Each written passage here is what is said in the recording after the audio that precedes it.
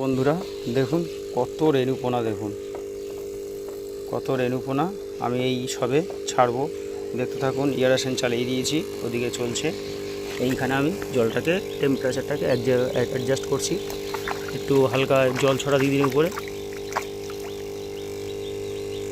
জল ছড়া দিয়ে দিলে আপনার মাছটা দেখবেন কিছুক্ষণ পর অ্যাক্টিভ হয়ে যাবে। কেননা ওই জল থেকেই আমি অ্যাডজাস্ট করিয়েছি, যেহেতু ওই জল থেকেই আমি অ্যাডজাস্ট করিয়েছি।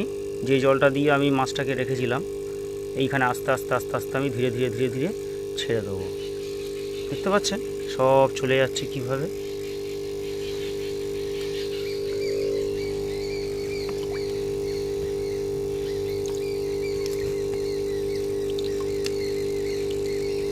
বেশিক্ষণ ওয়েট করবেন না, কারণ মাছ ক্ষতি হয়ে যেতে পারে। একটু পারলে তাড়াতাড়ি করবেন। ধন্যবাদ।